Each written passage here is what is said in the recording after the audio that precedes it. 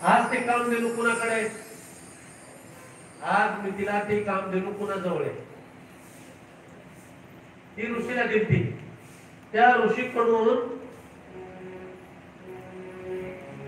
आत्री ऋषीकडे आले आणि आत्री ऋषीने दत्तात्रय भगवंताला दिली. म्हणून दत्तात्रय बरोबर जी गाय आहे ना तिचं नाव कामधेनू आहे. म्हणून दत्तात्रय भगवंताची जो सेवा करतो ती कामधेनू तिची इच्छा पूर्ण करते. तिचं नावच कामधेनू.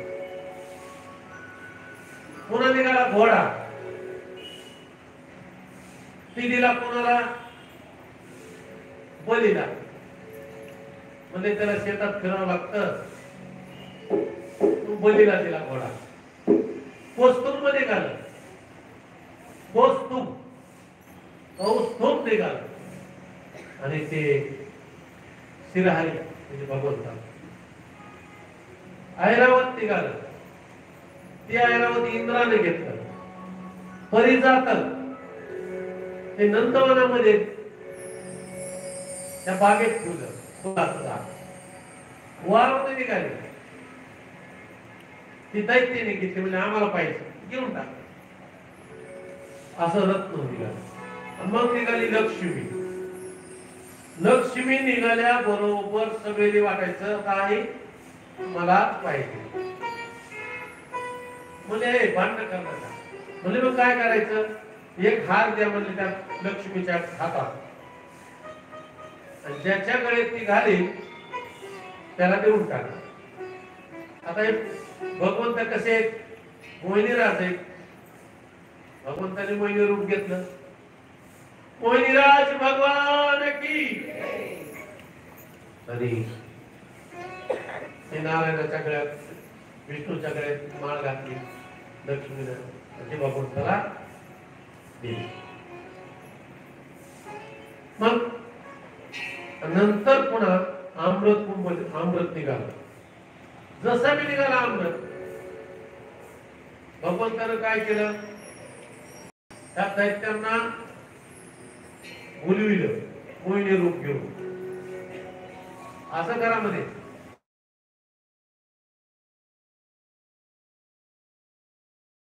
होता.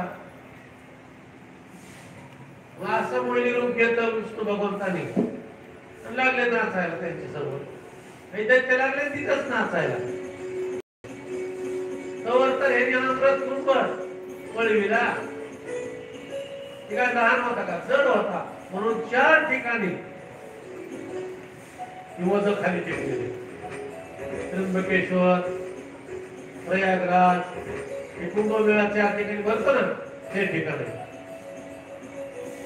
आणि ते अमृत कुंभ म्हणून ती थोडं ते पडलेलं कावळ्यानं स्पर्श केला आणि ती दुर्वावर ठेवलं पडलं होतं. म्हणून हरण्याला एक मरण नाही, कावळ्याला एक मरण नाही. आणि पुन्हा कावळ्याला वरदान दिलेलं आहे प्रभू रामचंद्राने. अमृताचा स्पर्श झाल्यामुळे म्हणजे तुला आणखी एक वरदान. ते कोणतं? अमृत राशील पण तू ज्याचं पिंड स्पर्श करशील त्याचं कल्याण होईल. अशी शुकाचार्य संजीवनी विद्या पूर्वची असं रत्नाचं वितरण केलं. आणि बलीची मग त्यानंतर बलिराजा हा सगळा घेऊन चालणारा राजा जो प्रल्हाद होता तोच बली होऊन आलेला आहे. आणि त्या बलीनं सगळे समान वागवायचं.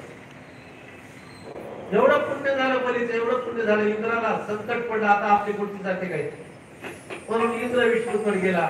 तेव्हा म्हणजे काही करा नाही तर म्हणजे आणि मग लहान रूप घेतलं